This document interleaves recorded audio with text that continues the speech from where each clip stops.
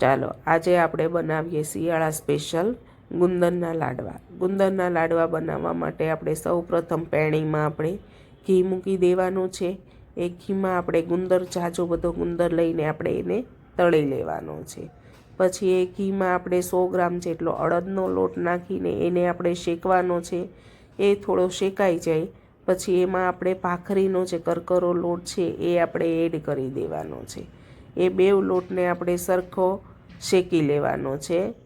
Golden brown રંગનો થાય ત્યાં સુધી આપણે શેકવાનો છે.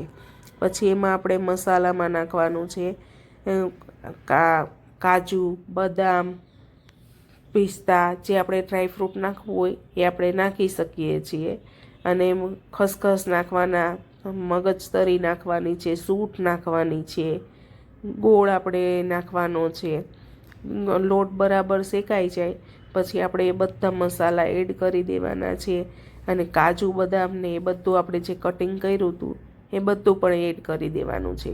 અને ગોળ પણ આપણે એડ કરી દેવાનો છે. એ બધું મિશ્રણ સરખું થઈ જાય પછી આપણે એમાં ઉપરથી જે ગુંદર આપણે તળ્યો હતો એને ક્રશ કરીને એ ગુંદર પણ એડ કરી દેવાનો છે. જો તમે જોઈ શકો છો કે કેટલું સરસ બધું મિશ્રણ થઈ ગયું છે. એ બધું સરખું આપણે મિક્સ કરી દેવાનું અને પછી આપણે એની નાના નાના લાડુડી બનાવી દેવાની છે.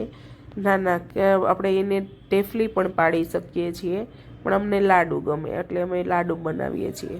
જો આ શિયાળામાં ખાવાના બહુ ફાયદા છે અને ગુણકારી છે. તો અવશ્ય આપણે એક વખત આ રેસીપી તમે બનાવજો, સરસ લાગશે.